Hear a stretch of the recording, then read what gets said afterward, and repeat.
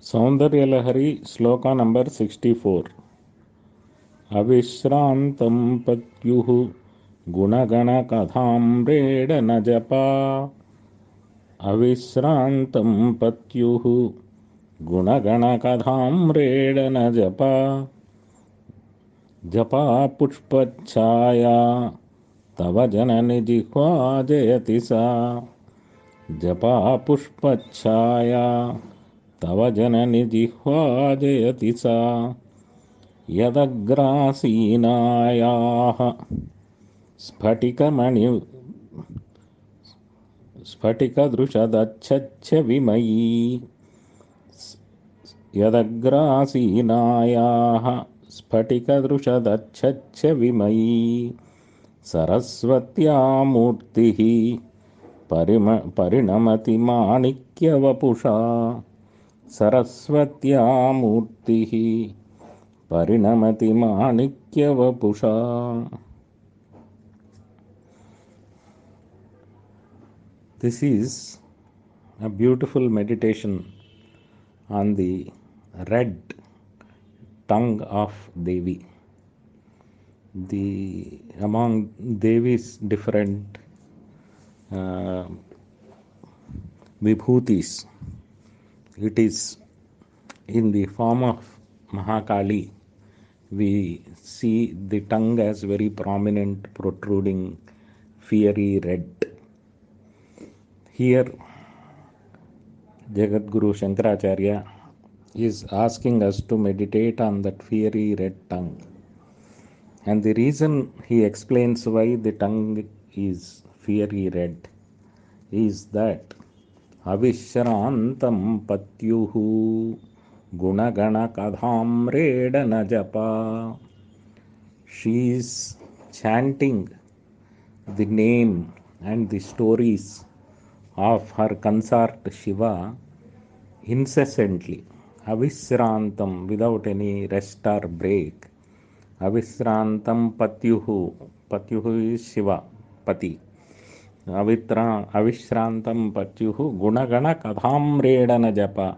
Gunagana-katha. There are so many stories of Shiva in the Shiva Purana and other Shaiva literature, like Tripurantaka Samhara, Gajasura Samhara, and so many victories, so many stories where he has given blessings to his devotees and given moksha to them. So many stories. So all the time, round the clock, without any break, for years together, she has been doing the japa of repeatedly. Amredita means, Amredita is repetition. Repeatedly she has been doing the japa of the stories of her husband Shiva, as a result of which Japaapushpachchaayaa Thava Janani Jihvaa Jayathi sa. Her tongue has become extremely red. As such, tongue is a bit red for all of us. And Tambula Purita Mukhi, she is habit of taking Tambula. With Tambula it becomes even red. On the top of it, when she does this, uses the tongue for japa incessantly, that strain itself can make it red, because whichever organ we are using more, blood goes more to that organ and makes it red and congested. That is one way of looking at it. The other way of looking at it, she is so excited about doing the japa of her husband's stories and exploits. She is with shyness, the tongue has become red.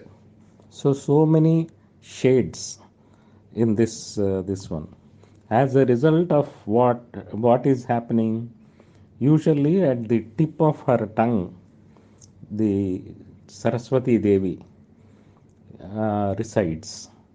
And Saraswati Devi, her color is crystalline white. But because the Devi and crystals have a unique ability to reflect color of whatever comes near them. Here, as she is sitting on the tip of the tongue of the mother, and the tongue itself is fiery red like a hibiscus flower, the Saraswati is also looking red. She is reflecting that red color of the tongue. So we are asked to meditate on this red tongue of Devi with the tip, Saraswati being there at the tip in crystalline splendor, reflecting the redness of Devi. So when we look at the deeper meaning of this shloka, there are so many spiritual sadhanas, the yoga, meditation, then recitation of these Vedas, but they all have certain limitations. Everybody cannot do, everybody cannot practice them because there are inherently some restrictions. All of them cannot be initiated into everybody. The mantras, the shastras, the Vedas, etc., they all have yoga, pranayama, and mantra japa. They all have some restrictions. The one which doesn't have any restrictions is the nama japa, japa of the holy name, whatever, be it Rama, Krishna, Devi, Venkateshwara, whatever is your Ishta Devata. The repetition of japa, name of the God, has no restrictions. It can be repeated by anybody. Anybody can do japa, and it is highly effective. Actually, in Bhagavad Gita, Bhagavan says in the among the yogas, I am the japa yoga. So japa has such a highly coveted position in the spiritual armamentarium, especially in Kali Yuga. So Jagadguru Shankaracharya, though he is portrayed as Mahagnani and apostle of the Jnana Marga, and also given this Tantra in the form of Sri Vidya, here he exalts the procedure of japa and sankirtana.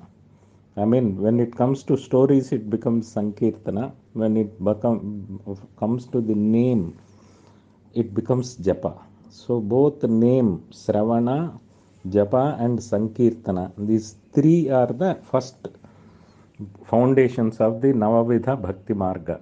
So here he is extolling the Bhakti Marga also.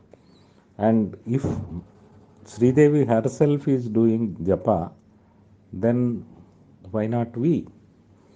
So, for attaining moksha, you don't require too many complicated practices. It is the japa which has that capacity, number one. Number two, it has to be incessant. You have to practice it continuously. The second thing is it has to be with a bhava, the correct mood of japa, with when you are enjoying it. So, and with a commitment. So when all those things are there in the japa, then japa becomes a very, very powerful practice. That is the message of this sloka. Then the other thing is, God has given us tongue. Tongue is one of the things with which we speak so many things, good, bad, but here he says, Devi is showing By constantly remembering or doing japa of the name of Shiva, she is giving us a very clear cut guideline that use your tongue for a good purpose, for doing japa, and not for abusing others, not for gossip, not for criticizing, not for hurting. Because in Mahabharata they say that the words can hurt people worsley than actually any other weapon. తనువున విరిగిన అలుగుల అనువున పుచ్చంగవచ్చు అతి అనువున పుచ్చంగవచ్చు. So there he is saying that if you shoot an arrow at somebody with some technique, you can remove those arrows and put some ointment and those things heal. నిష్ఠురతన్ మనమున నాటిన మాటలు వెనుమెన్ని ఉపాయముల వెడలునే అధిప. If you plant some sarcastic, some foul comments on somebody, those comments cannot be revoked like the arrows, nor any kind of ointment can heal them. So he says the words, you have to be judicious. You can't be hurting them. Because after writing 108 Upanishads, Maharshi Vyasa says that punya is to help others, and papaya parapeedanam, when if you hurt others, that itself is papa. So he summarizes entire spiritual discipline into 2 lines taught by 108 Upanishad, 108 Puranas, and says papaya parapeedanam. So the tongue should never be used to hurt others. The other important thing is do satsang, be in a good company, do samuhika japas, do pravachans, do sankirtan.